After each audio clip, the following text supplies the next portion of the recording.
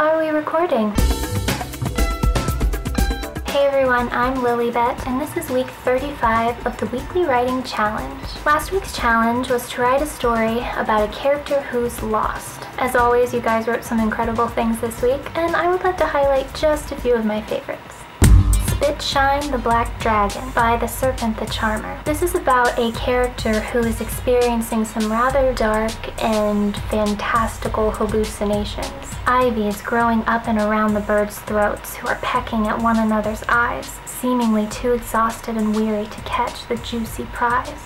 The little shadows like hair seem to spin faster when one of their mothers pecks and draws blood from another. I can taste seltzer water bubbling under my tongue as I, slack-jawed, watch in amazement.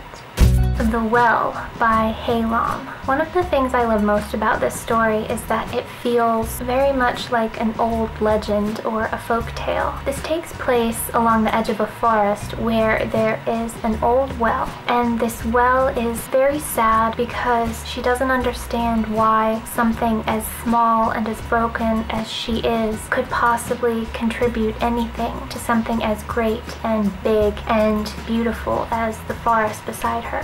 She was desperate to defend herself, to show the forest that she was just as strong, and every bit of confidence deflated in her realizing that she was nothing compared to this lovely laughter of the forest. He was so big and beautiful, full of life. She was simply insignificant in her existence beside him. What did a forest need a well for, after all? A Box of Lost Things by Sarah Scott. This is a beautiful story about a daughter who is reminiscing and a mother who is forgetting. She commented on my ring, telling me it was very pretty, said she had always loved emeralds. She didn't mention Central Park or Dad.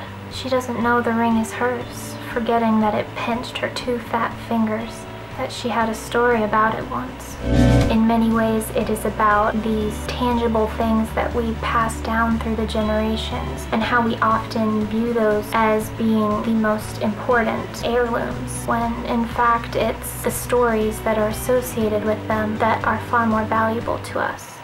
A Bug in the System by That Girl from Mars. This is a tense and mysterious sci-fi story about a woman who wakes up in a world she doesn't recognize, and the only thing she remembers is that she needs to get back where she came from to be with her sick son. She had imagined reaching over, grabbing a fistful of bills and running for it. It was something she never would have contemplated before Aiden got sick, before she had to quit work and his medical treatments had wiped out her savings. Now it seemed a perfectly reasonable act to consider. It was scary how easy it was to fall.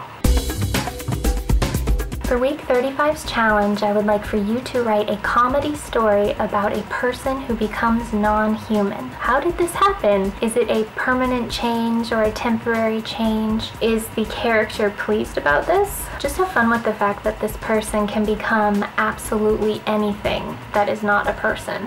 The deadline for this week's challenge is by the end of the day on Monday, June 15th. I will see you next week. Thanks.